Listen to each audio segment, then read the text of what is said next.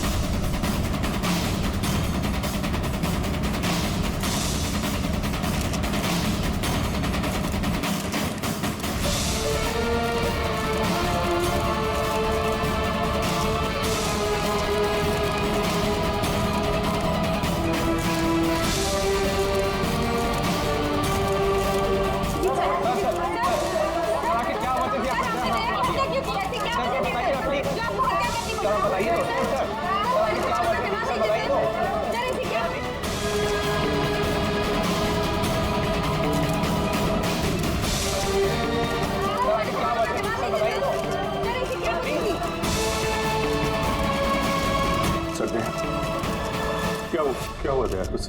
ये लोग बोल रहे हैं कि मैंने उसको झूठ बोल रहे हैं सर। मैं दया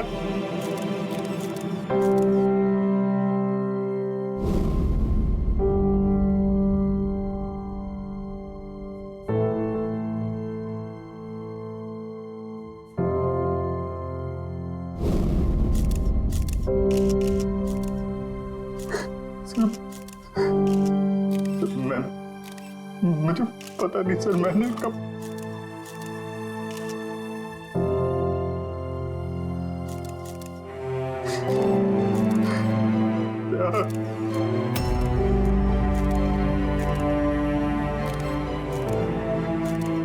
नहीं अभिजीत, तुम अंदर नहीं जा सकते।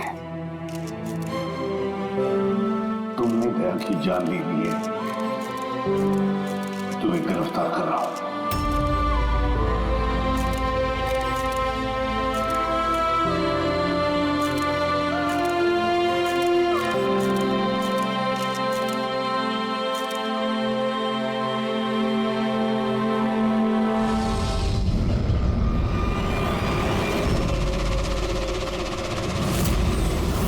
सर, जिसका खून हुआ है उसका नाम डीके है, एक प्राइवेट डिटेक्टिव। उसके मेट ने लाश देखी सुबह।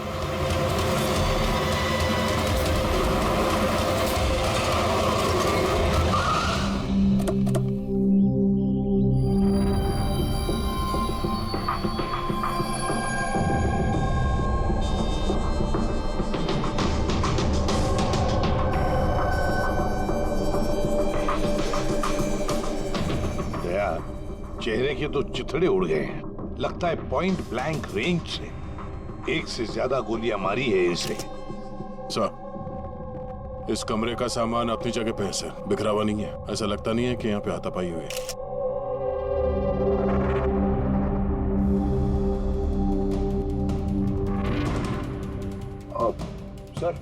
सर ये कबर्ड और सेफ तो खुला हुआ है और सब सामान अपनी जगह पे भी है।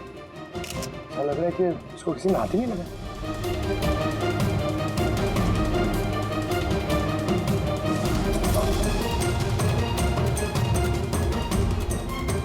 सर, पैसे और जेवर ऐसे के ऐसे ही। लगता है खूनी को जो चाहिए था शायद वो वही लेकर गए। सर, गोली।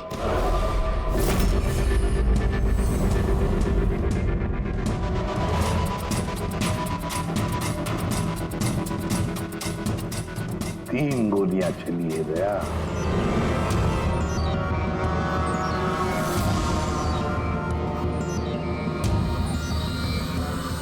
सर, आप रेडी?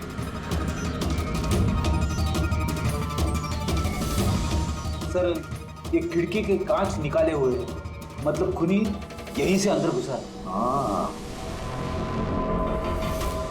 काम करो फ्रेडी, फिंगरप्रिंट्स उठा।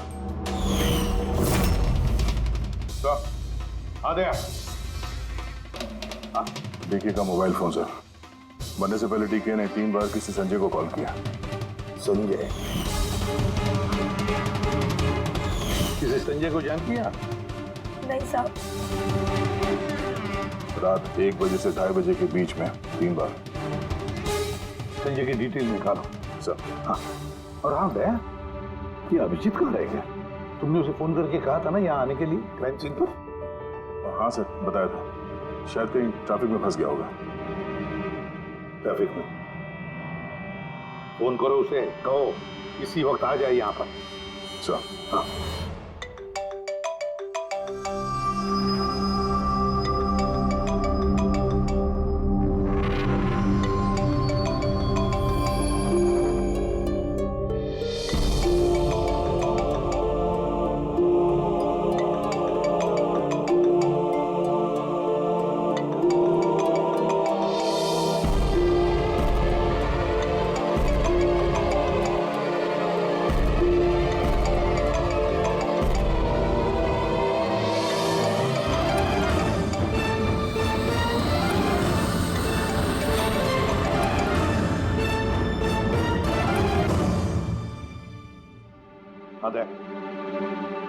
क्या बोल रहा है अभिजीत? कहाँ है वो? सर वो तबीयत थोड़ी खराब है उसकी। वो डॉक्टर के पास जाएगा और शायद वहां से सीधे ब्यूरो पहुंचेगा। कोई प्रॉब्लम है? नहीं सर, कोई प्रॉब्लम नहीं। समझ में नहीं आता, ये अभिजीत दिल्ली से आने के बाद कुछ अजीब सा बर्ताव कर रहा है।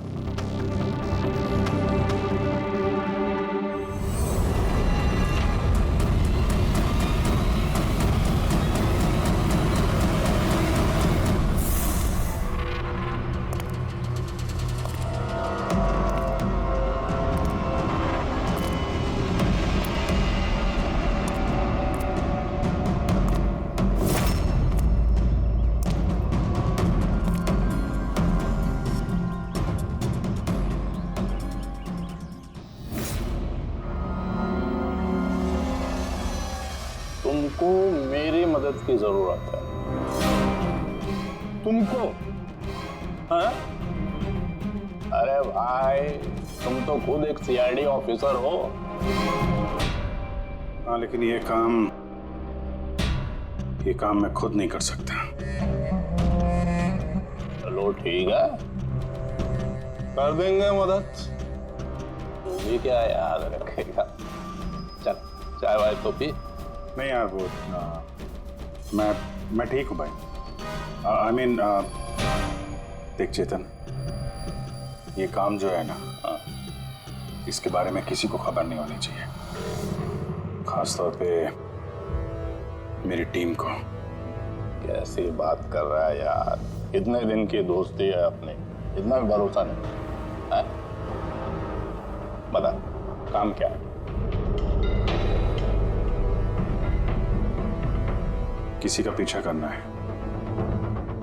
नजर रखनी है उस पे, और इस काम के मैं तुझे पैसे भी दूंगा।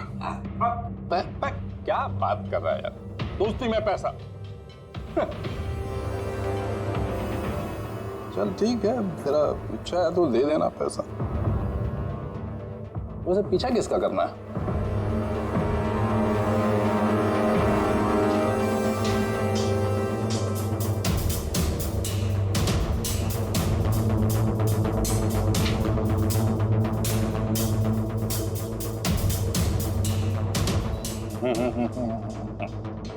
अभिजीत, लगता है तूने गलती से गलत फोटो दे दिया है। कोई गलत फोटो नहीं है, तुझे इसी का पीछा करना है। ये कहाँ जाता है, किससे मिलता है, क्या करता है, सब कुछ रात 10 बजे से सुबह 6 बजे तक। और प्लीज कोई सवाल मत पूछ, जितना कहा उतना कर बस। Okay okay.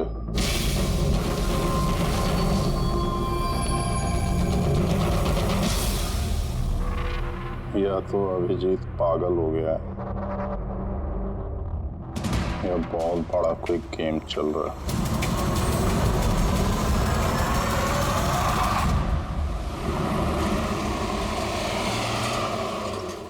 क्या डीके का खून हो गया? मरने से पहले डीके ने आखिरी बार फोन पे आपसे बात की थी आधी रात को। क्या बात क्या हुई थी आपकी?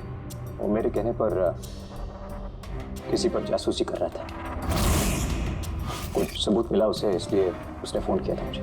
जासूसी क्यों? मेरी बॉस मंदिरा जी के लिए। मंदिरा? कुमार ज्वेलर्स की मालकिन, मशहूर पेज 3 सेलिब्रिटी। उस दिल्ली वाले केस के बारे में तो आप सबने सुना ही। हो मंदिरा कुमार, मंदिरा जी। उन पर तो उनके पति, सास ससुर और केयरटेकर्स को मारने का इल्जाम था, है ना? जी। मगर सबूत न मिलने पर कोर्ट ने मंदिरा जी को बरी कर दिया। और उसके कुछ ही दिनों बाद मंदिरा जी के पर्सनल असिस्टेंट ईशाना, उसने भी आत्महत्या कर ली।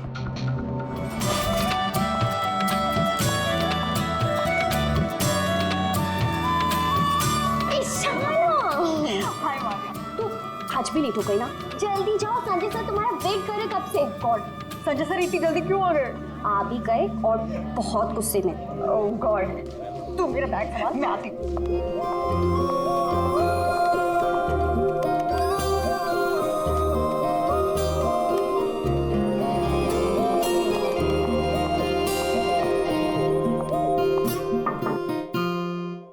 Welcome sir. Come in. Sorry sir, sorry sir, sorry, I'm so sorry. What is this Ishana? ये कोई टाइम है ऑफिस आने का? सर ट्रैफिक बहुत ज्यादा था। और ट्रैफिक? ये क्या रोज रोज का एक्सक्यूज है तुम्हारा? इस ऑफिस में बाकी लोग भी इसी ट्रैफिक में आते हैं ना? हाँ बोलो कुमार। नहीं, 30 दिसंबर के पहले कुछ नहीं हो सकता है। अरे तुम जानते हो यार, 30 दिसंबर को मंदिरा मैम का इवेंट है मुंबई में, उसके पहले जो कुछ भी होगा उसके बाद होगा। हाँ हाँ।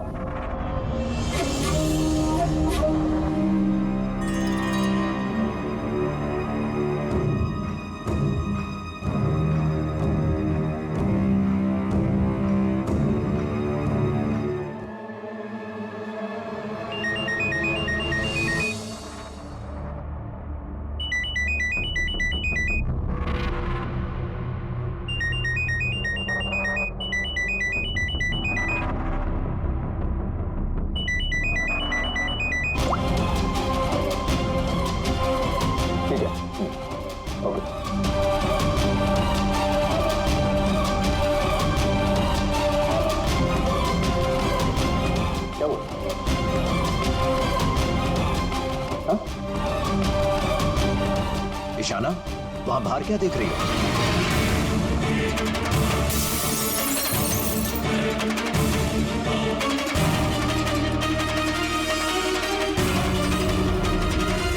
मेरे कैबिन की खिड़की से कूदकर आत्महत्या की थी उसने। आत्महत्या क्यों की थी वो किसी को पता नहीं। वैसे मंदिरा जी ने डीके को किस पर जासूसी करने के लिए काम पे लगाया था? उनकी जान को खतरा है। डीके वही पता लगाने की कोशिश कर रहा था। जान को खतरा किससे? दरअसल कोर्ट से बरी होने के बाद कोई मैम को धमकियां दे रहा था। ये धमकियां फोन पर ही? जी हाँ, फोन पे भी, अनजान नंबरों से और टाइप किए गए चिट्ठियों से भी। मैम दोबारा पुलिस के चक्करों में पड़ना नहीं चाहती थी, इसलिए डीके को हायर किया था उन्होंने। तो कुछ पता चला डीके को? उसके हाथ कुछ सबूत तो लगा था कि उसने एक पेन ड्राइव में सेव करके रखा था। वो पेन ड्राइव वो मुझे देना चाहता था, इसलिए दिल्ली से मुंबई आया था मैं। तो डीके के घर में उसका लॉकर खुला हुआ था, तो कहीं उस लॉकर से ये पेन ड्राइव चोरी तो नहीं हुआ? हो सकता है दया। उसके घर में हमें एक लैपटॉप भी मिला सर, शायद उससे कुछ पता चल जाए। मंदिरा ऐसे कैसे कर सकती है? उसने अकाउंट फ्रीज कर दिया। वो भी आपको समझते क्या है? अब सब कुछ उनकी मर्जी से होगा। ये लोग कौन है? सीआईडी। वैसे हम संजय से मिलने आए थे। आप दोनों कौन हैं? सर ये कायरा है, मिस्टर कुमार, मेरा मतलब मंदिरा मैम की बेटी। और ये मैम के बहनोई हैं, मिस्टर सफीर। हम मंदिरा जी और उनके पूरे परिवार से कब मिल सकते हैं? क्योंकि उनकी जान की हिफाजत अब हमारी जिम्मेदारी है। इनफैक्ट मंदिरा मैम, कायरा के चचेरे भाई शिखर और उनकी पत्नी अमारा सब आज रात को ही आ रहे हैं। 30 दिसंबर को कुमार ज्वेलर्स का एनुअल चैरिटी इवेंट है, उसमें शामिल होने के लिए। तो ठीक है, कल सुबह सुबह ही मिलते हैं।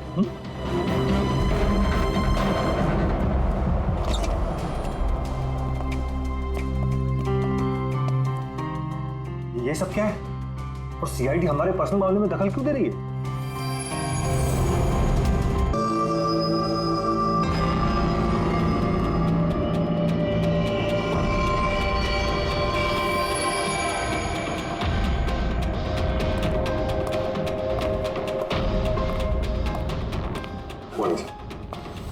हेलो सर, अब तबीयत कैसी है आपकी?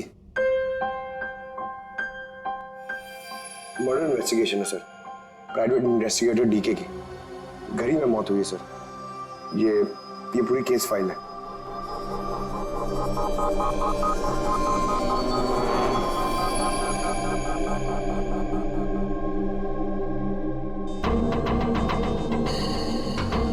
सर, ये तस्वीरें इसके घर की हैं।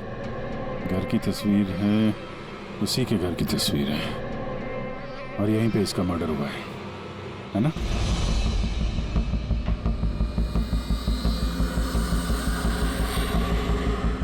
बराबर यहीं पे मर्डर हुआ है इसका। पंकज, ये क्या पूछ रहे हैं हमसे? हमने अभी तो यही बताया। वही तो सर, लग रहा है अभी भी उनकी तबीयत ठीक नहीं है, कुछ गड़बड़ लग रहा है सर।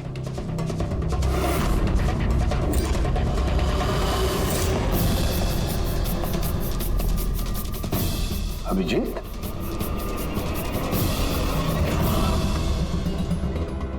Good morning sir.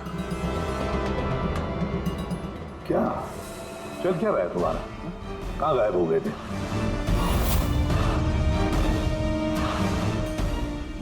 अरे अभिजीत, तुम्हारी तबीयत खराब थी ना, तो डॉक्टर के पास जाना था, यहाँ क्यों? हाँ सर, वो कुछ दिनों से थोड़ी गड़बड़ चल रही है सर, पर अब ठीक है। I am better now. या गड़बड़ चल रही थी। सर, डीके संजय को जो पेन ड्राइव देने वाला था, तो उसका जो डेटा है वो हम हासिल करने का एक तरीका है सर। पेन ड्राइव तो मिला नहीं ना रे, तो फिर डेटा कहाँ से लाओगे? सर है ना, एक तरीका है, वो हम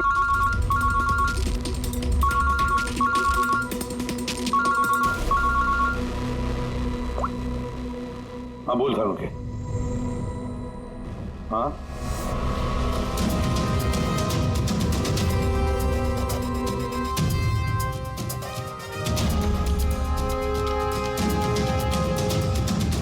है सर।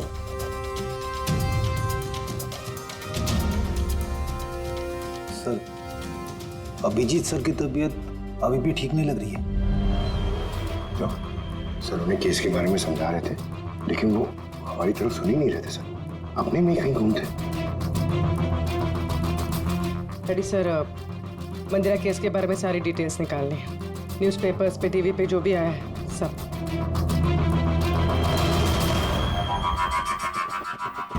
घर में घुसने का एक ही रास्ता है, मेन गेट। और चाबी डीके और उसके घर के मेट के पास रहती है। बाथरूम की खिड़की, मतलब कातिल ने बाथरूम की खिड़की का कांच निकाला और अंदर घुसा, और उसके बाद अभिजीत क्राइम सीन पर था भी नहीं, और यहाँ पे तो बाथरूम का कोई फोटो भी नहीं है, तो फिर इससे ये सब कैसे पता? अभिजीत मुझसे कुछ छुपा रहा है, मगर क्या?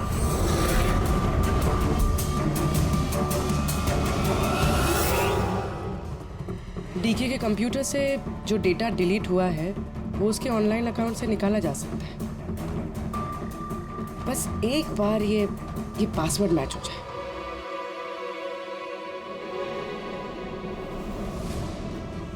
कुछ दिनों से थोड़ी गड़बड़ चल रही है सर, पर अब ठीक है, I am better now. Sir उन्हें केस के बारे में समझा रहे थे, लेकिन वो हमारी तरफ सुन ही नहीं रहे थे सर, अपने में कहीं गुम थे।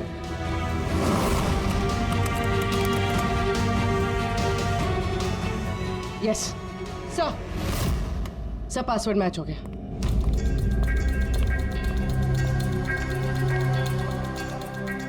सर इसमें तो वीडियोस हैं, चेक करते हैं।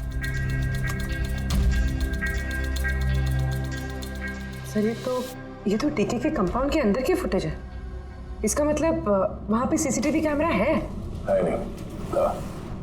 हमारे पहुंचने से पहले किसी ने निकाल लिया। पर निकाला किसने होगा? दूसरा वीडियो देखो।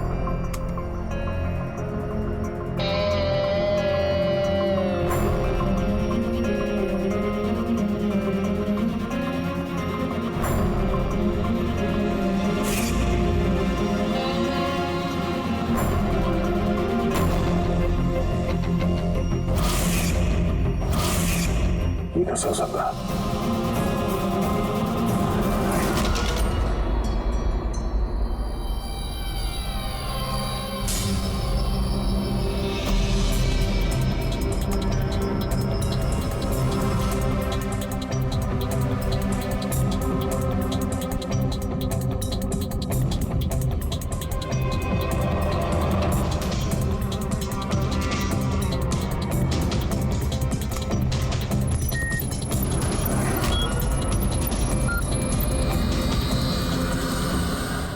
सब आपने अच्छी तरह से क्रॉस चेक तो कर लिया ना?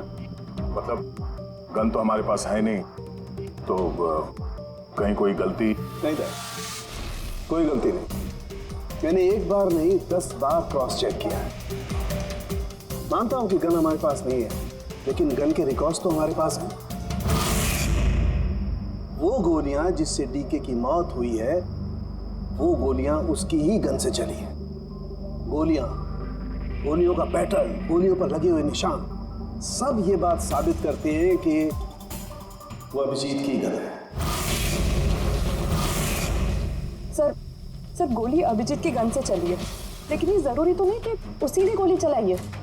एग्जैक्टली सर, इसलिए मैंने ये बात एसीपी साहब को भी नहीं बताई, सिर्फ आप दोनों को बताई, ताकि मैं इस मामले के तह तक जा सकूं। क्या तुमने ये बात एसीपी को नहीं बताई? क्या बताऊं सर, क्या बताऊं एसीपी साहब को? जब मेरा दिल नहीं मान रहा तो मैं उनको क्या बताऊं? अगर ये बात तुम्हारा दिल नहीं मान रहा था तो तुमने फोन करके क्यों मुझसे पूछा कि जिस गन की गोलियों से डीके की मौत हुई है वो गन अभिजीत की है या नहीं? वो क्या था जिसकी वजह से तुम्हें अभिजीत पर शक हुआ? क्या था वो? इसलिए सर क्योंकि जब हमने, जरा पीछे ले जाना।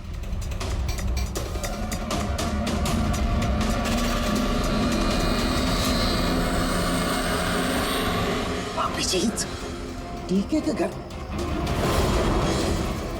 दया, फिर भी तुम अभिजीत को बचाने की कोशिश कर रहे हो। देखो दया, अभिजीत और तुम्हारी दोस्ती को मैं बहुत अच्छी तरह से मानता हूं, उसका आदर भी करता हूं, लेकिन ड्यूटी, अपना फर्ज किसी भी रिश्ते, किसी भी दोस्ती से ज्यादा बड़ा होता है, और ये बात मुझे तुम्हें बताने की जरूरत नहीं है।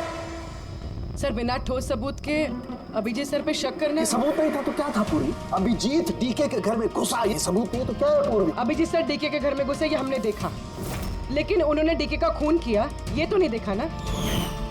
सर ये भी तो हो सकता है कि उनकी गन से डीके को किसी और ने मारा हो सकता है, ये हो सकता है कि अभिजीत की गन से डीके को किसी और ने मारा हो, लेकिन ऐसी हालत में अभिजीत की गन अभिजीत के पास नहीं होनी चाहिए। क्या तुम लोगों को अभिजीत ने बताया? उसने बताया कि उसकी गन गुम हो चुकी है, कोई गुमशुदगी की रिपोर्ट लिखाई उसने? वो सवेरे से तुम लोगों के साथ है, क्या उसने बताया कि वो ऐसे अजीब से कपड़े पहन करके डीके के घर में क्यों घुसा, और वो भी बाथरूम का शीशा तोड़? बताया? सर आपके सारे सवालों का जवाब मैं अभिजीत से पूछ लूंगा, पर सर तब तक के लिए प्लीज सर, तब तक के लिए एसीपी साहब को कुछ मत बताना। मैं तुम लोगों की हालत को समझ रहा हूं, मुझे खुद भी अच्छा नहीं लग रहा है। Please sir, please. ठीक है, कल सुबह तक। दया, मैं कल सुबह तक का टाइम तुमको देता हूं। या तो सच का पता लगा लो, या फिर ये सारी की सारी बात खुद एसीपी को बता दो। अगर तुमने एसीपी को ये बात नहीं बताई तो फिर मैं खुद प्रद्युमन को ये सारी की सारी बातें बताऊंगा।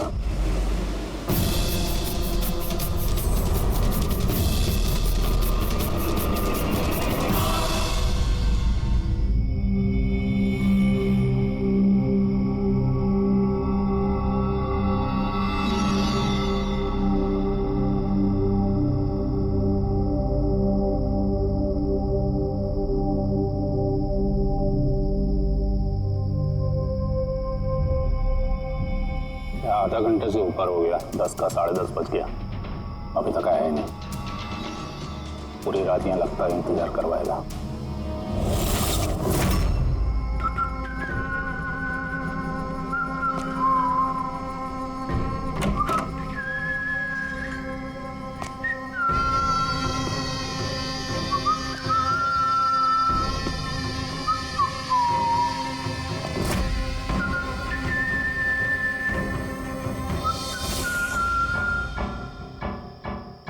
तुझे इसी का पीछा करना है। ये कहाँ जाता है, किससे मिलता है, क्या करता है, सब कुछ रात 10 बजे से सुबह 6 बजे। ये अभिजीत है? इसको क्या हुआ? ये हुलिया क्या बना रखा है इसने?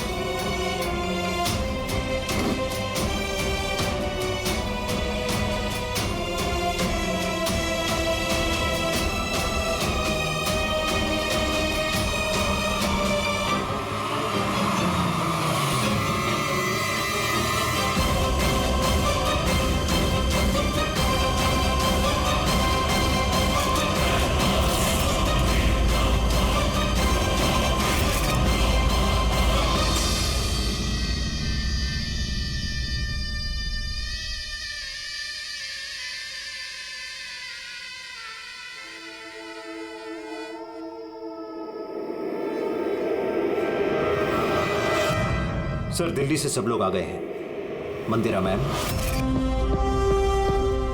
अमारा मंदिरा के देवर की बहू, कायरा मंदिरा की सौतेली बेटी, सबीर मंदिरा का बहनोई, शिखर मंदिरा के देवर का बेटा। आइए मैम, ये है सीआईडी की टीम। एसीपी साहब। अच्छा हुआ आप लोग आ गए। डीके के कातिल का पता चला? अरे आपको तो मालूम होगा कि हमारा मशहूर एनुअल इवेंट 30 दिसंबर को होने वाला है। आई होप कि आपने मेरी सिक्योरिटी की सारे बंदोबस्त करा दिए हैं। देखिए, मुझे गलत मत समझिएगा, लेकिन मैं कोई चांस नहीं लेना चाहती एक्चुअली। ये इवेंट मेरे लिए बहुत ज़्यादा इम्पोर्टेंट है, लेकिन अपनी जान से ज़्यादा नहीं। क्या आपको पूरा यकीन है कि आप मेरी हिफाजत कर पाएंगे? और डीके के केस में क्या प्रोग्रेस हुई? उसकी तहकीकात कहाँ तक पहुंची? वो सब जानने की आपको कोई जरूरत नहीं है मंदिरा जी। रही बात आपकी सुरक्षा की, वो हमारी जिम्मेदारी है। How interesting. भाभी जी, आपको डर लग रहा है मंदिरा जी को? भाई, जिसका कानून भी आज तक कुछ नहीं बिगाड़ पाया, मानना पड़ेगा उस इंसान को जिसने आपको डरा दिया। शायद उसे पता नहीं होगा ना इनके बारे में कि ये क्या क्या कर सकती है। क्या आपको भी लगता है कि मैंने अपने पति और बाकी लोगों को मारा है? देखिए मंदिरा जी, आप पर जो भी आरोप है उससे हमें कुछ लेना देना नहीं है। कोर्ट ने आपको बरी कर दिया और हम कोर्ट के फैसले का सम्मान करते हैं। आप सिर्फ इतना बताइए, आपको किस पे शक है? कौन है वो जो आपको मारना चाहता है? शक? जी हाँ, शक। नहीं नहीं नहीं, मुझे शक किसी पर भी नहीं है, बल्कि मुझे पूरा यकीन है कि मेरे मरने के बाद ये सब बहुत खुश होंगे और मुझे मारने की साजिश में भी इनमें से किसी एक का हाथ है। And I am very sure कि ईशाना की आत्महत्या में इनमें से किसी एक का हाथ है। अब आप ही बताइए, इतने प्यारे अच्छे रिश्तेदारों के होते हुए मुझे दुश्मन की क्या जरूरत है? मॉम प्लीज, आप फिर से अपना ये इमोशनल ड्रामा शुरू मत कीजिए। यहाँ ऐसा कोई क्रिमिनल नहीं है जो आपको मारना चाहेगा। राइट। खुद को बेगुनाह और बाकी सबको विलन समझना, ये तो भाभी की पुरानी आदत है। आई स्वेयर मैंडी, मुझे तो इस कहानी पे यकीन ही नहीं है। कौन मारना चाहता है तुमको और किसने धमकियां दी हैं? कहाँ है वो धमकी भरे खत? हाँ मंदिरा जी, कहाँ है वो खत? वो मुझे याद नहीं, मैंने फेंक दिए। सी, आई न्यू कि आप यही बोलोगे। सो कन्वीनियंट। बस हो गया। आप लोग एक दूसरे पर कीचड़ उछलना बंद कर दीजिए और एक बात अच्छी तरह से याद रखिए, हमें सब पर शक है और जब मैं सब पर कहता हूं उसका मतलब है आप सब पर शक है, आप सब पर। और एक बात, हमारी परमिशन के बगैर आप ये शहर छोड़ नहीं सकते। कोई भी शहर छोड़कर नहीं जाएगा। अगर जरूरत पड़े तो हम आपको दोबारा बुला लेते हैं। Thank you very much. Thank you.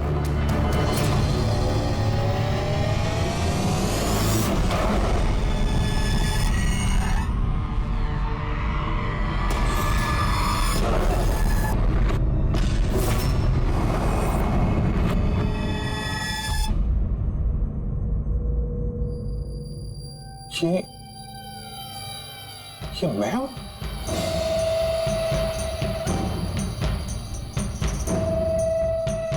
ये कपड़े पहन के घूम रहा था। ऐसे कपड़े तो रोज सुबह मेरे वॉशिंग मशीन में धुल रहे होते हैं।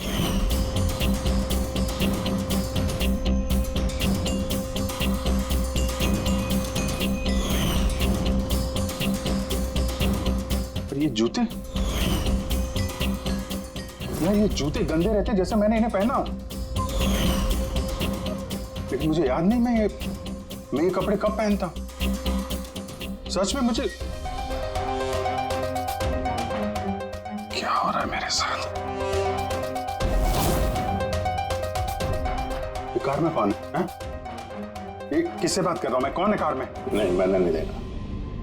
तुम बात कर रहे थे, तुम्हें पता होगा। और तुम कल तो मुझे पहचाने ही नहीं।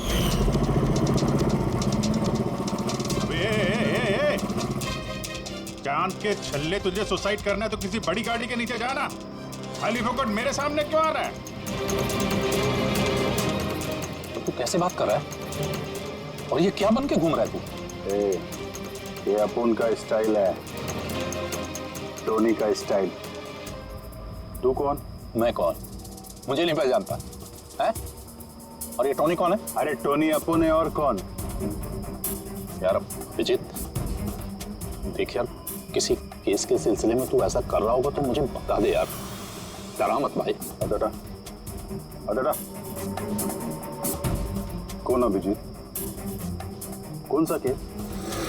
ये तू क्या बोल रहा है ना, मेरे भेजे में कुछ घुस नहीं रहा, समझा? टोनी नाम है मेरा, टोनी। टोनी से पंगा नहीं लेने का, समझा? चल हवा आने दे और टोनी को जाने दे।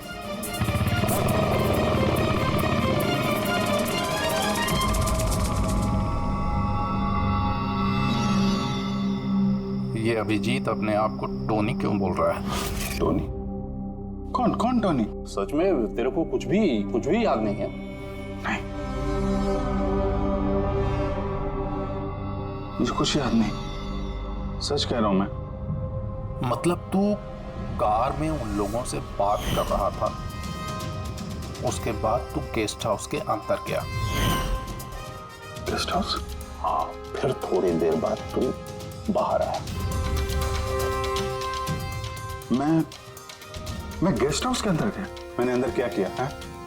तूने देखा कुछ किया मैंने? मैं कैसे देख सकता हूँ, मैं तो बाहर था ना। क्या हो रहा है? मुझे वहां जाना होगा। कहाँ है? कौन सा गेस्ट हाउस है ये?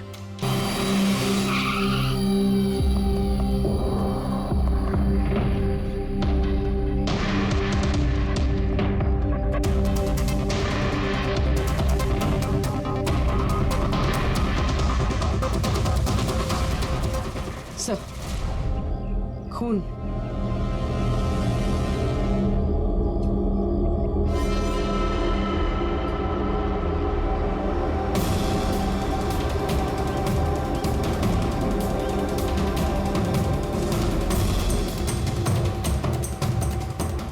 अभिजीत,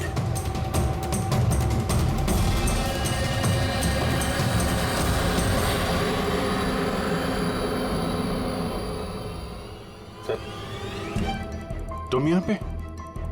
तुम्हारा फोन ट्रैक करके, और यही सवाल मैं तुमसे पूछ रहा हूं अभिजीत, तुम यहाँ कैसे?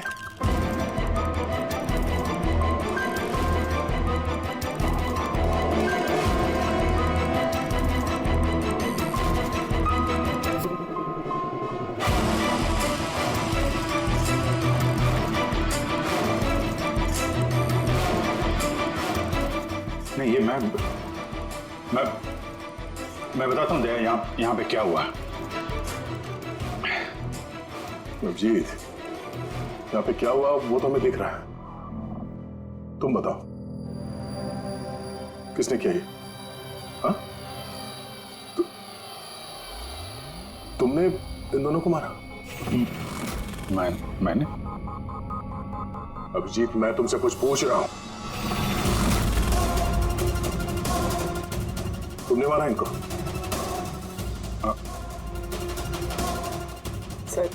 सर आप अभिजीत सर पे इल्जाम लगाए हैं सर। मुझे इल्जाम लगाने की जरूरत नहीं है पूर्वी, तुम देख नहीं रही हो? यहाँ दो लाशें पड़ी हैं, खून से लथपथ, और सीआईडी ऑफिसर अभिजीत लाशों के बीच से ये बैज उठा रहा है, या यूं कह लो कि सुराग चुरा रहा है। अभिजीत, मैं फिर पूछ रहा हूं तुमसे, मुझे तुम्हारे साथ अपराधियों जैसे बर्ताव करने पे मजबूर मत करो। तो क्या करूं मैं? क्या बोलूं मैं? अगर मैं बोलूं कि मैंने ये नहीं किया तो मानोगे? अगर मैं कहूं कि मुझे पता नहीं कि मैंने किया है या नहीं? आई नो मैं अनर्गल बोल रहा हूं, लेकिन तुम लोग तो मुझे जानते हो ना। अभिजीत, यहां मेरे सामने जो सबूत पड़े हैं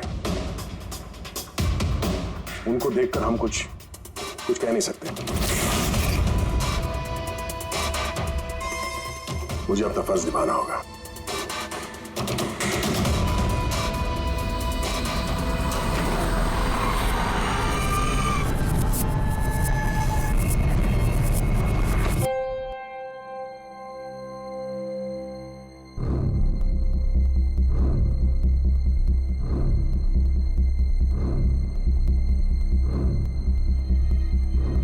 अभिजीत, इतनी देर से मैं तुम्हें पूछे जा रहा हूं, मगर तुम्हारे पास कोई जवाब तक नहीं। हाँ? तुम जानते हो तुम पर कैसा इल्जाम है? कुछ समझ रहे हो तुम? सर वो नहीं, बस तुमसे ये उम्मीद नहीं थी दया। इतना सब हो गया, तुमने मुझे बताया तक नहीं। क्यों नहीं बताया मुझे दया? ये तो सड़न के तूने मुझे बताया, वरना पता नहीं। दया, मैंने वही किया जो सही था। बताओ अभिजीत, क्या तुमने ये खून किया है? अभिजीत, क्या ये खून तुमने किया है? मुझे नहीं पता सर। पता नहीं कैसे? डैमेज, पता नहीं कैसे? हाँ? डीके के घर में चोरी छुपे तुम घुस रहे थे, उसका सीसीटीवी फुटेज मैंने देखा। उन लाशों के बीचों बीच खड़े थे तो दैन तुम्हें खुद या पकड़ के लाया। डीके और उन बॉडीगार्ड पे जो गोलियां चली वो तुम्हारी इस गन से चली है, इसी गन से चली है। और तुम कह रहे हो कि तुम्हें कुछ पता नहीं। मेरी आंखों में आंखें डालकर बताओ मुझे, कहो कि तुमने ये खून नहीं किया, कहो कि तुमने कुछ पता नहीं है। तुम्हें नहीं पता है सर, मुझे कुछ नहीं पता सर, सॉरी। क्या बताऊं मैं आपको, क्या बोलूं सर? जब मैं खुद नहीं जानता सर कि मैं डीके के घर में क्यों पहुंचा, कैसे ये सारे खून मेरे इस गन से हो रहे हैं, मुझे नहीं पता सर। सर मैं तो डीके को जानता भी नहीं, मैं उन बॉडीगार्ड्स को नहीं जानता, मैं मंदिरा को नहीं जानता, मैं तो अपने आप को भी नहीं जानता सर। मैं क्या करता हूं, कहां जाता हूं, किससे मिलता हूं, मुझे नहीं पता। पिछले कुछ दिनों से मेरे साथ कुछ तो हो रहा है, लेकिन मुझे ठीक से पता नहीं चल रहा है। दिन भर सब कुछ ठीक रहता है, रात को घर जाता हूं, खाना खा के सो जाता हूं, और जैसे ही सुबह उठता हूं तो अजीब से कपड़े, अजीब से जूते जो मेरे नहीं हैं, पता नहीं कहां से मेरे घर में आ जाते हैं। कपड़े वॉशिंग मशीन में धुल रहे होते हैं, जूतों पे मिट्टी लगी रहती है, ऐसा लगता है कि जैसे मैंने उनका इस्तेमाल किया है, लेकिन मुझे पता नहीं चलता। थकान सी रहती है, ऐसा लगता है कि जैसे मैं रात भर जगा हूं, लेकिन जग के मैंने क्या किया मुझे नहीं पता। लगता है हर रोज मेरी जिंदगी के 6-8 घंटे गायब हो जाते हैं, जिनके बारे में मुझे कुछ पता नहीं।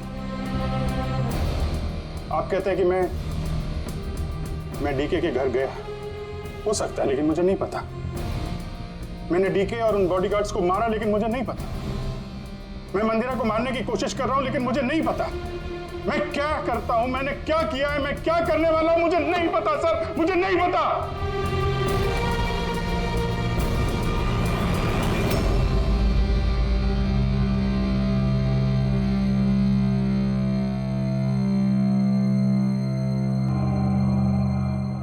देखो अभिजीत, इस वक्त तुम खुद के लिए और दूसरों के लिए भी खतरनाक हो। मैं तुम्हें खुला नहीं छोड़ सकता। मैं तुम्हें नजर कैद में रख रहा हूं, और दया तुम पर नजर रखेगा।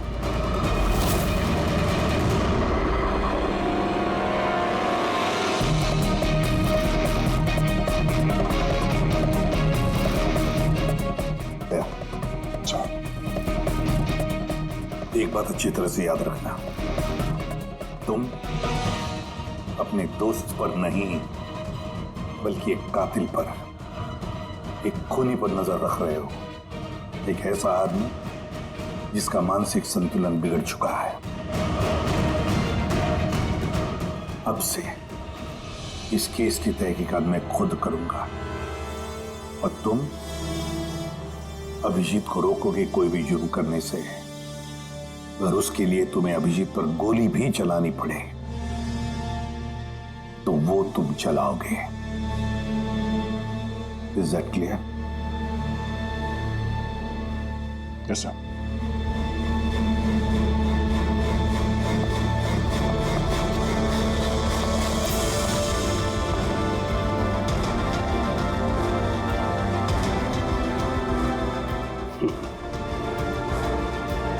हथकड़ी लगा दो यार।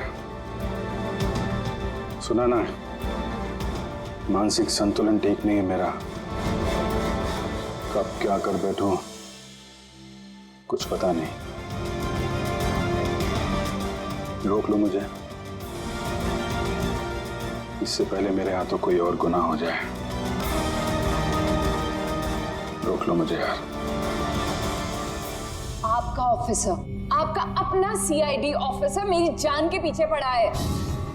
उसने उन लोगों को भी मार डाला जो मेरी हिफाजत कर रहे थे, और आप बड़ी शान से कह रहे हैं कि डरने की कोई बात नहीं है। वो आपकी नाक के नीचे लोगों का कत्ल कर रहा है, और आप अब भी कह रहे हैं कि डरने की कोई बात नहीं है। कमाल है। आप मुझे बताइए कि मैं आप लोगों पर कैसे भरोसा करूं। आज आपका एक ऑफिसर सीरियल किलर निकला है, कल को कोई दूसरा निकल आएगा। बस मंदिरा जी, बस। बहुत बोल गई आप। हमारा इंस्पेक्टर अभिजीत एक ईमानदार और बहादुर सिपाही है। अपने देश की रक्षा के लिए और आम आदमी की सुरक्षा के लिए अपनी जान तक कुर्बान कर सकता है, लेकिन एक किलर कभी नहीं बन सकता। हाँ, उस पर इल्जाम जरूर है, 3 खून का इल्जाम है। साबित सिर्फ इतना हुआ है कि अभिजीत का मानसिक संतुलन बिगड़ चुका है। उसे कुछ याद नहीं रहता वो क्या करता है, किससे मिलता है, क्या बोलता है, और उसके बाद में जब नॉर्मल होता है सब कुछ भूल जाता है। इसका मतलब ये नहीं कि वो कोई सीरियल किलर है। मैं पूरी यकीन के साथ कहता हूँ खतरा है आपकी जान को तो वो आपके इन रिश्तेदारों से। एक्सक्यूज मी, सबूत सारे आपके ऑफिसर के खिलाफ मिले हैं और शक आप हम सब पे कर रहे हैं। या मैं आप सब पर शक कर रहा हूँ। ऑफिसर तो आप ही का है वो, आप तो उसे ही बचाएंगे। वो तीनों खून इंस्पेक्टर अभिजीत की गन से चली हुई गोलियों से हुए और आपको लगता है कि ये काम हम में से कोई कर सकता है? अरे हमारे पास आपके ऑफिसर की गन कहां से आएगी? शिखर जी, जल्द से जल्द हम पता लगा लेंगे कि इंस्पेक्टर अभिजीत की गन आपके पास कैसे आई। लेकिन मंदिरा जी, एक रिक्वेस्ट है, आपका जो 30 दिसंबर का इवेंट है वो आप कैंसिल मत कीजिए।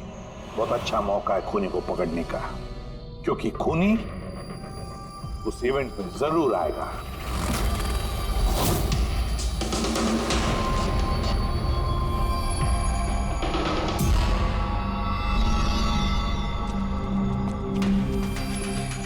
सर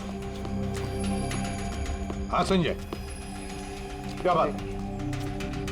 आप अभिजीत सर के बारे में कुछ कह रहे थे कि उनके जहन में कोई और शख्सियत घुस जाती है, याददाश्त उनकी, मतलब उन्हें रात के कुछ घंटे याद नहीं रहते। हाँ तो बिल्कुल ऐसा ही, एग्जैक्टली ऐसा ही किसी और के साथ भी हुआ था। किसके साथ? हाँ सर, ईशाना। ईशाना? जिस दिन उसने आत्महत्या की उसके कुछ दिन पहले से बिल्कुल ऐसा बर्ताव करने लगी थी वो। क्या? बस अजीब सी हो गई थी वो, खोई खोई रहती थी। जिस दिन आत्महत्या की उसने, उसके कुछ दिन पहले से एक अजीब सा रिंगटोन लगा रखा था उसने अपने फोन पर, और फिर उस दिन अचानक से वो रिंगटोन बजने लगा और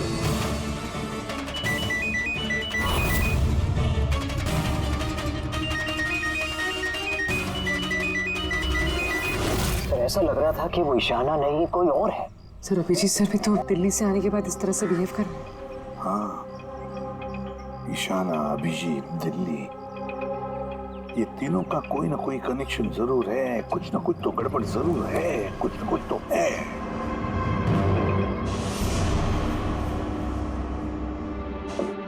कॉफी? अरे पी लो यार, कुछ मिलाया नहीं है। मैं यही हूं और कहीं भागने वाला नहीं। अभिजीत, तुमने हम सबसे ये बात छुपाई क्यों?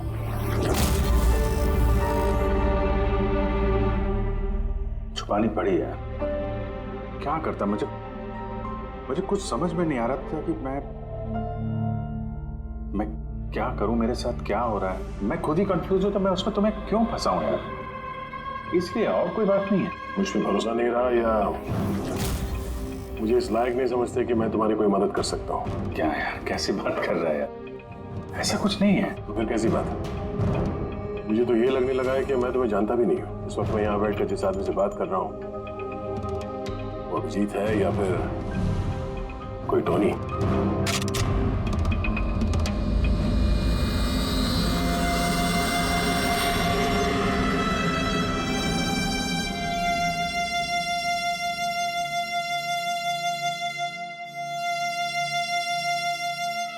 मैं तुम्हें कोई नुकसान नहीं पहुंचाने वाला।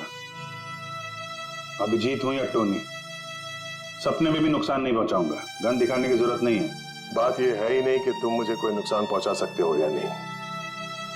बात यह है कि मैं यहां सिर्फ अपनी ड्यूटी कर रहा हूं और मैं कोई चांस नहीं ले सकता। मैं तो तुम्हें शायद जानता भी नहीं हूं।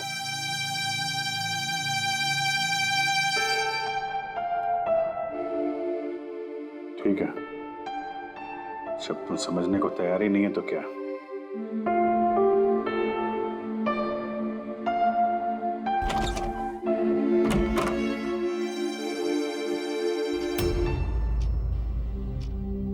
तो डॉक्टर महेश, हमने आपको सारी बात बता दी।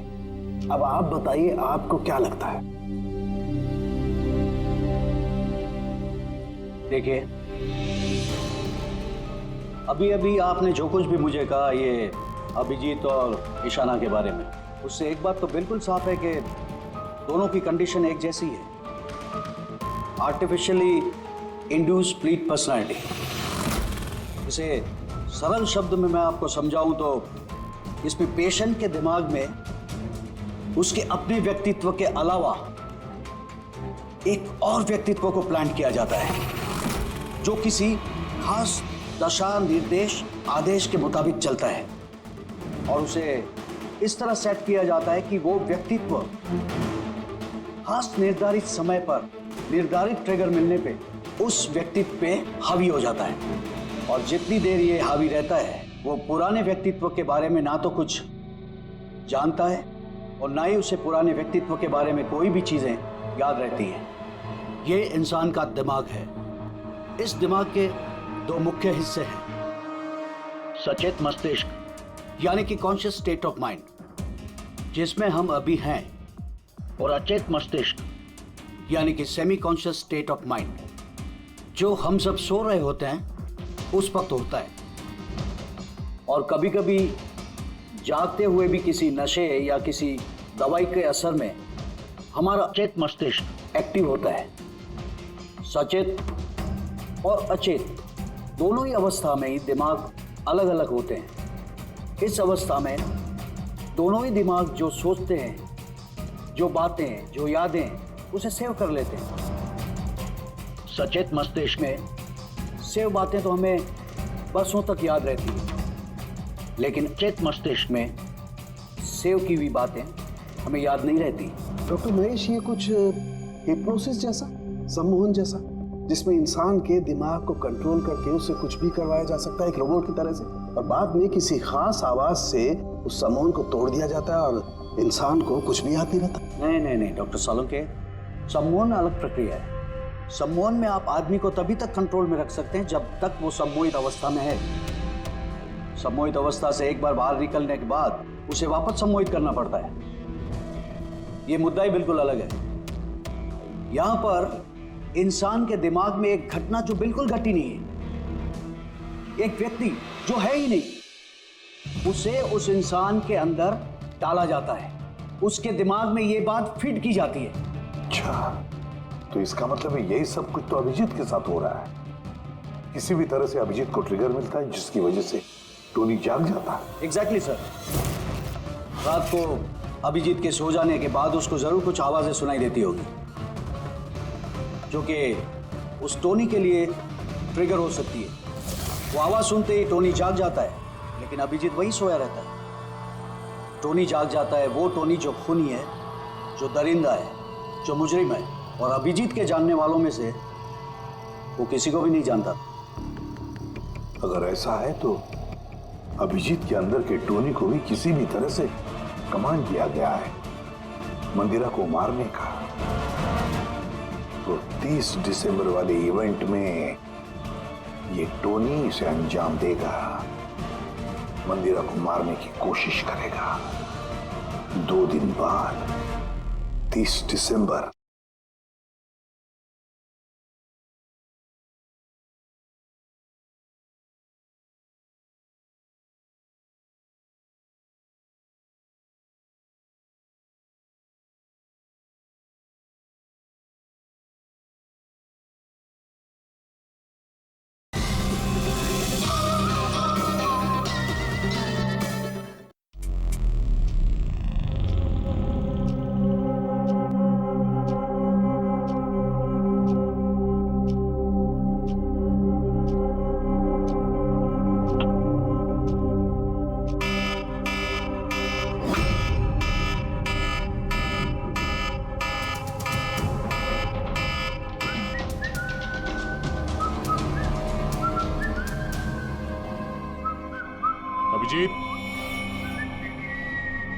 अभिजीत,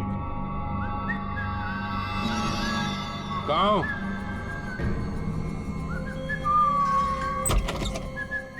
अभिजीत, अभिजीत, ओए, टोनी।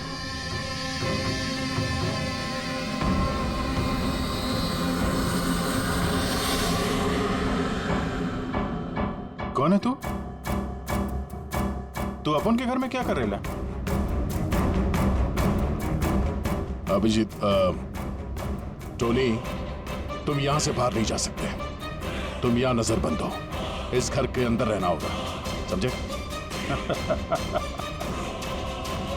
टोनी को अपना काम करने का है। मेरे रास्ते में खाली पीली आएगा, भेजा उड़ जाएगा। चल अब आने दे। घर से बाहर नहीं, घर में। हाथ हटा, हाथ हटा। बोलो ना, टोनी को अपना काम करने का है। मेरा भेजा मत हिला। मेरे और काम के रास्ते के बीच में कोई नहीं आ सकता। चल। टोनी, तुम कहीं नहीं जाओगे, यहीं घर पे रहोगे तुम, समझा? क्या बोला? टोनी पे हाथ उठाया तूने? टोनी पे हाथ उठाया? अभिजीत, अभिजीत, अभिजीत।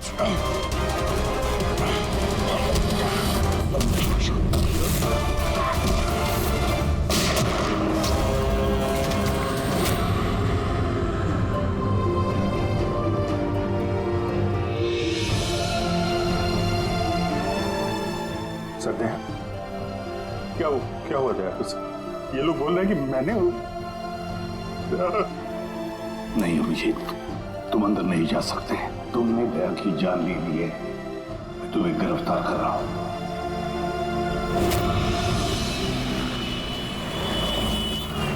ईशाना के फोन रिकॉर्ड्स में डॉक्टर तानिया का नाम कई बार है।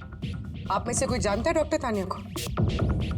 आत्महत्या करने से पहले वो डॉक्टर तानिया से मिली थी क्या?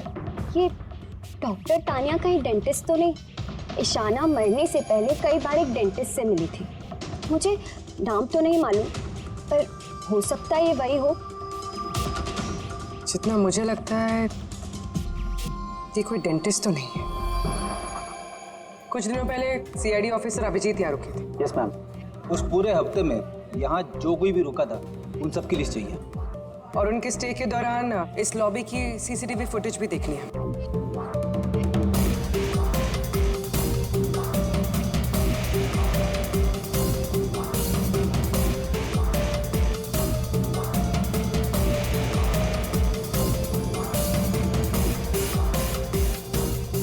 एक मिनट पॉज कीजिए। ये लड़की कौन है जिससे अभिजीत सर बात कर रहे हैं? पूर्वी, इस लिस्ट में डॉक्टर तानिया का नाम है और वो यहीं पे रुकी हुई थी जब तक अभिजीत सर यहाँ पे थे। शायद ये वही लड़की। क्या नाम है इस लड़की का? मैम डॉक्टर तानिया, हफ्ते भर यहीं थी वो। सर, तानिया से तुरंत मिलना होगा। सर, तानिया मुंबई के पैराडाइज होटल में रुकी हुई है। क्या मतलब मुझे टिकट नहीं मिल सकता? लोग, मुझे अभी इसी वक्त इंडिया से बाहर जाना है। Do you understand? Yes. Doctor Tania? जी, आप कौन? ईशाना, ईशाना की दोस्त, सीआईडी ऑफिसर पूर्वी।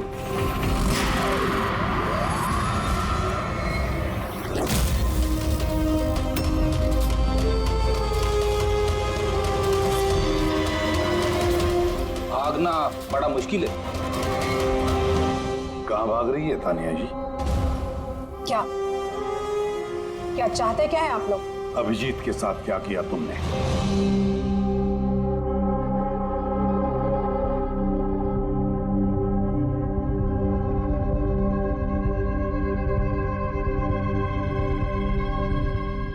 ईशाना और अभिजीत के दिमाग के साथ मैंने ही एक्सपेरिमेंट किया है। ईशाना को आत्महत्या करने के लिए और अभिजीत को एक मर्डर करने के लिए मैंने ही प्रोग्राम किया था। कैसे कैसे किया तुमने program? Artificially induced split personality के जरिए मैंने दोनों के दिमाग को सेट किया और अपने सेट शेड्यूल के मुताबिक दोनों को इस तरह प्लान किया कि एक ट्रिगर बजेगा या एक कॉल आएगा, और जब भी ये कॉल आएगा दोनों को वो सारे ऑर्डर्स मानने होंगे किसी भी हाल पे। वो फोन नंबर जहां से उनको फोन आते हैं, किसका नंबर है ये? वो एक पीसीओ का नंबर है। ईशाना ने मुझे ये नंबर दिया था अभिजीत के दिमाग में फीड करने के लिए। क्या कहा? क्या कहा तुमने? अभिजीत के साथ ऐसा करने के लिए ईशाना ने कहा तुम्हें? जी। और फिर ईशाना की खुदकुशी, उसका क्या? उसका क्या? वो भी खुद ईशाना ने ही कहा था मुझसे करने के लिए। What? जी। कहा तो ईशाना नहीं था, बट आई एम श्योर कि इसके पीछे जरूर किसी और का हाथ है जिसके बारे में मैं नहीं जानती। क्यों क्यों करेगी ऐसा वो? ये भी उसकी कोई मजबूरी। हमें किसी भी हालत में अभिजीत को इसमें से निकालना होगा। ले चलो इसे। चलो, वो बाहर नहीं आ सकता। क्यों? मैंने अभिजीत के दिमाग को प्रोग्राम किया है, सम्मोहित नहीं कि जाकर उसका सम्मोहन तोड़ दूं। मैंने अभिजीत के दिमाग में खूनी को प्लांट किया है, टोनी को। यही है वो आर्टिफिशियली इंड्यूस्ड पर्सनालिटी जो अब कभी बाहर नहीं निकलेगा। और मैं चाहूँ भी तो भी मैं अभिजीत को इससे बाहर नहीं निकाल सकती, क्योंकि अगर मैंने ऐसा किया तो या तो अभिजीत पागल हो जाएगा या उसकी जान भी जा सकती है। मतलब ये कि जब भी ट्रिगर होगा टोनी मंदिरा को मार के रहेगा, और वो तब तक नहीं रुकेगा जब तक वो वाकई मंदिरा को मार नहीं देता। और इसके बीच में जो भी आएगा वो भी मरेगा। मंदिरा को मारने का ट्रिगर क्या है? क्या ट्रिगर है अभिजीत के लिए? ईशाना के केस में ट्रिगर था एक रिंगटोन, और अभिजीत के केस में ट्रिगर है रिमाइंडर टोन, एक खास तरह का बीप जो मैंने अभिजीत के मोबाइल पे सेट कर दिया था। हम अगर अभिजीत मंदिरा को कैसे मारेगा? क्या प्रोग्राम किया है तुमने, बताओ। वो तब तक मंदिरा को चाकू से मारता रहेगा जब तक कि बहुत सारा खून नहीं बह जाता। और कितने बजे के लिए प्रोग्राम किया ये? 10 बजे। माय गॉड, सिर्फ 2 मिनट बाकी है। गिरफ्तार कर लो इसे।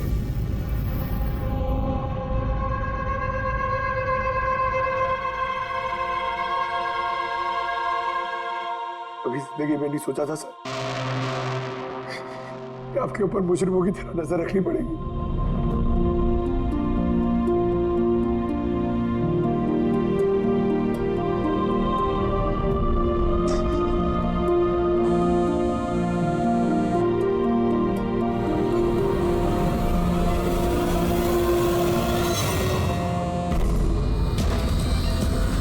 अंकल डैम इट, फोन उठाओ।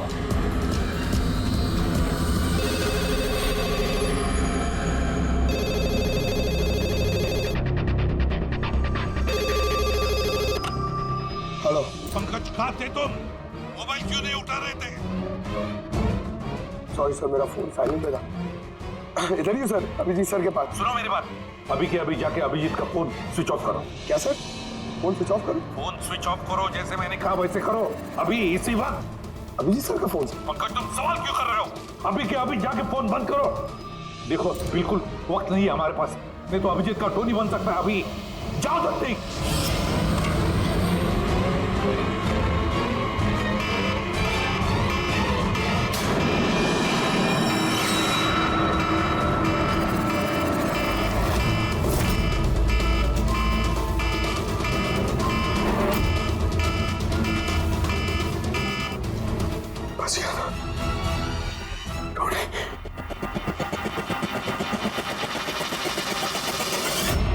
अभिजीत सर?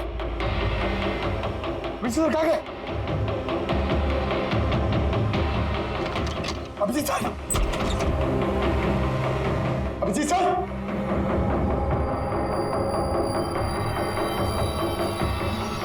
टोनी को बंद करके रखे।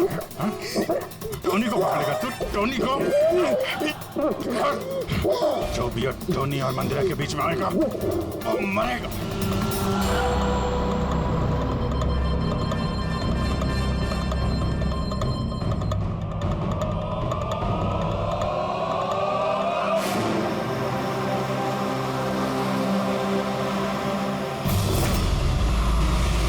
सर यही चैरिटी इवेंट का वेन्यू है।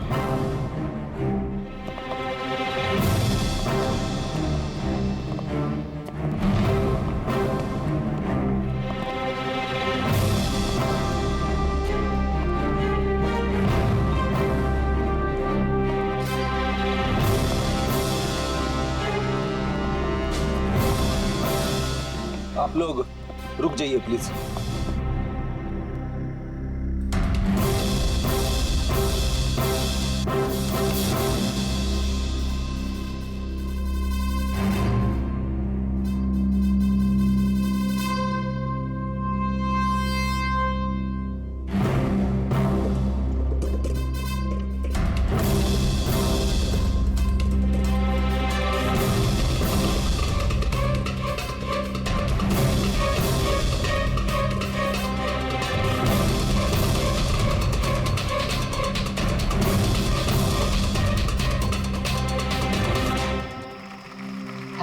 एंड जेंटलमैन, हर साल की तरह इस साल की जो ये शाम है वो बहुत खास है, क्योंकि ये शाम है मंदिरा ज्वेलर्स के एनुअल चैरिटी इवेंट की, जिसमें जमा की गई सारी राशि दिल्ली और मुंबई के अनाथ आश्रमों और वृद्ध आश्रमों को जाती है। क्या बात है, तालियां बनती है इस बात पे डीकेसी चैरिटी के लिए।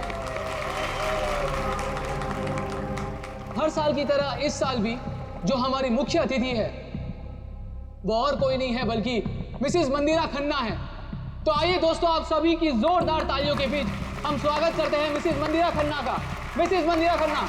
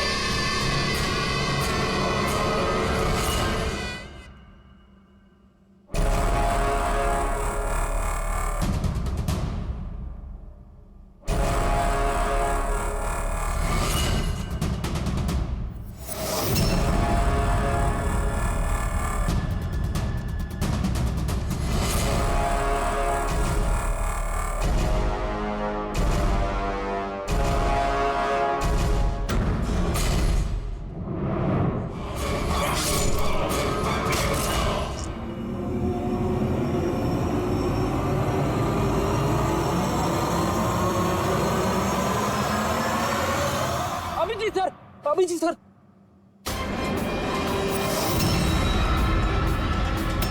Sir sir light on. Sir sir अब जी ठीक है सर, जल्दी से हॉस्पिटल ले चलो, जल्दी आओ।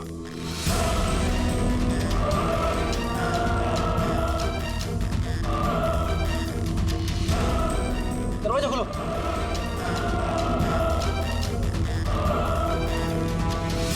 मंदिरा जी, टोनी ने अपना मिशन पूरा किया, मंदिरा जी को मारने का। वैसे हम पर भरोसा करने के लिए बहुत बहुत शुक्रिया मैम। आप लोग मुझे यहाँ क्यों लाए? मुझे तो स्टेज पे होना चाहिए ना। मैडम, हमारा एक प्लान है। प्लान? पूर्वी,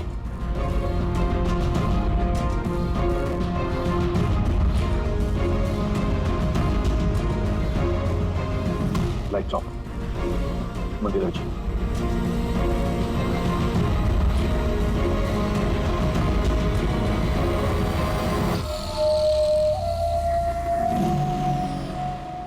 और आपकी हिम्मत की भी दाद देनी पड़ेगी।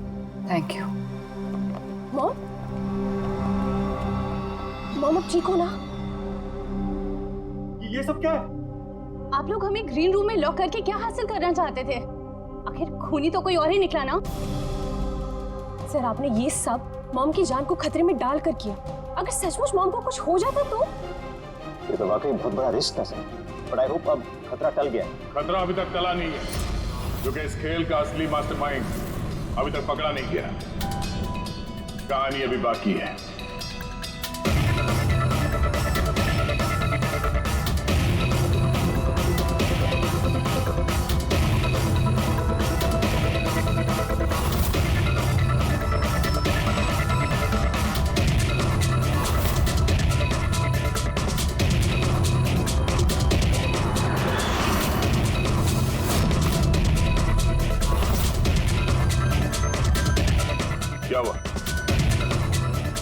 देख के अच्छा नहीं लगा?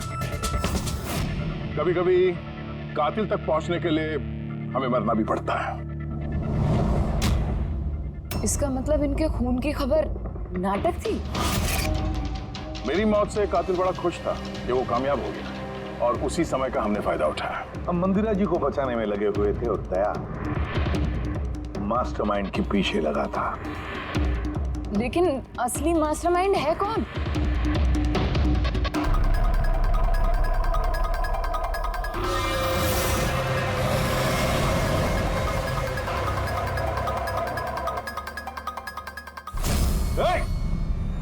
सर कोई भागा सर। पकड़ो उसे।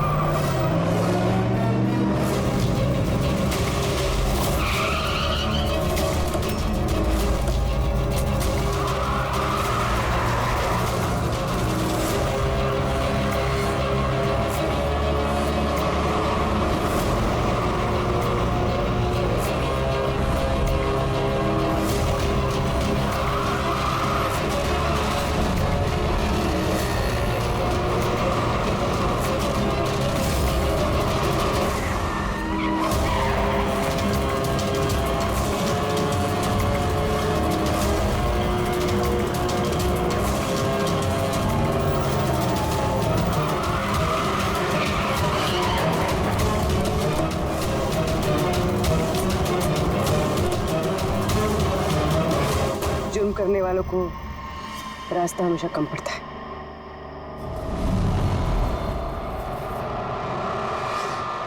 तुम ये सोच रही हो कि हमें कैसे पता चला कि खून तुमने किया? हमें ये तो पता था कि ये मास्टरमाइंड मंदिरा जी के अपने में से कोई है, इसलिए मेरी मौत के बाद सबसे पहले हमने ये पता किया कि आप में से वो कौन है जो अभिजीत को जानता था या फिर उससे मिला था। फिर मुझे याद आया कि क्राइम ब्रांच के सेमिनार के लिए अभिजीत दिल्ली गया हुआ था। उस सेमिनार में आने वाले लोगों की लिस्ट देखी मैंने तो मेरा ध्यान कायरा पे गया, क्रिमिनल साइकोलॉजी की स्टूडेंट कायरा। जब हमने डॉक्टर तानिया से पूछताछ की तो पता चला कि ईशाना ने उससे कहा था ये सब करने के लिए। उस वक्त ईशाना की माँ सरकारी अस्पताल में एडमिट थी। उसके तुरंत बाद ईशाना की माँ को 7 स्टार हॉस्पिटल में एडमिट किया गया और उसका सारा खर्चा मिस कायरा ने उठाया था।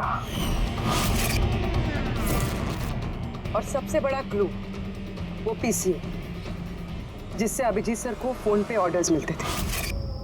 दया सर ने उस पर नजर रखी और वहां पर भी तुम दिखे। ओके फाइन,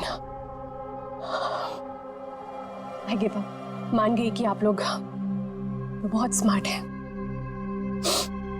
लेकिन सर इस बात से तो आप भी एग्री करोगे ना कि मैं भी बहुत स्मार्ट हूं? हाँ, स्मार्ट तो हो तुम। क्रिमिनल साइकोलॉजी की होशियार स्टूडेंट जो अपने सौतेली माँ से अपने पूरे परिवार का खून का बदला लेना चाहती थी। लोगों के दिमाग से खेलना, उन्हें अपने चक्कर में फंसाना, ये इनकी खासियत है।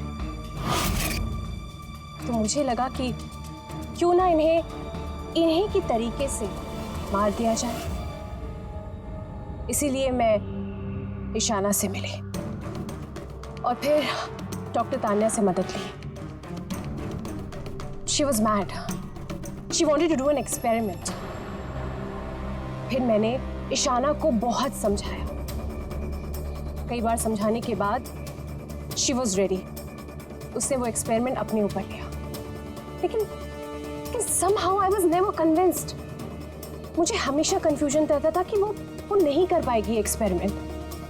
फिर उसी दौरान मैं दिल्ली में अभिजीत से मिली और उनसे मिलने के बाद मुझे लगा कि कितने सच्चे और ईमानदार पुलिस ऑफिसर के होते हुए ये एक्सपेरिमेंट कोई और क्यों करे? फिर मैंने और डॉक्टर तान्या ने अभिजीत को मोहरा बनाया और अपना एक्सपेरिमेंट उन पर किया। और ईशाना हमारे किसी काम की नहीं थी, इसलिए हमने उसे अपने रास्ते से हटा दिया। देखिए, और वो जो 2 बॉडीगार्ड, उन्होंने क्या बिगाड़ा था तुम्हारा? उन्हें क्यों मरवाया? ऐसा इसलिए किया क्योंकि सारा इल्जाम अभिजीत पर आ जाए और अभिजीत की बुलेट्स और गन्स हासिल करने के लिए टोनी था ना उसके दिमाग में।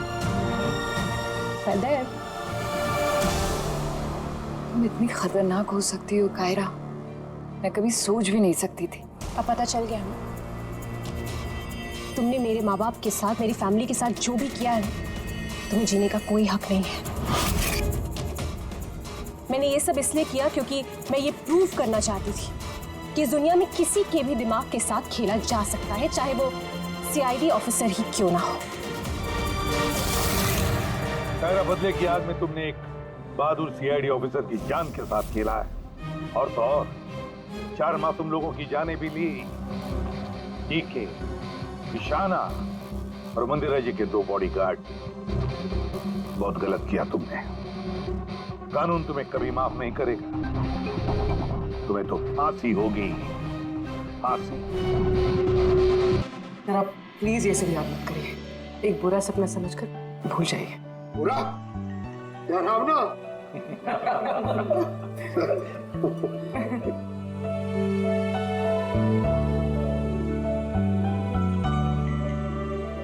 बस मैं बोलता हूँ कि चलो, केस तो सॉल्व हो गया। हाँ, केस तो सॉल्व हो गया, लेकिन क्या? बस अभिजीत के दिमाग में जो टोनी को प्लांट किया गया था, वो मकसद पूरा हो गया। अब उसे कोई ट्रिगर्स नहीं आएंगे, कोई कारा की आवाज सुनाई नहीं देगी, जिसकी वजह से अभिजीत टोनी बन जाता था। हाँ, लेकिन बॉस, लेकिन क्या? बस बात यह है कि टोनी अभिजीत के दिमाग में से कभी नहीं जाएगा। क्या? टोनी अभिजीत की पर्सनैलिटी का हिस्सा बन गया है बॉस। कोई नहीं जानता वो कब, कैसे, कहां सामने आ जाएगा।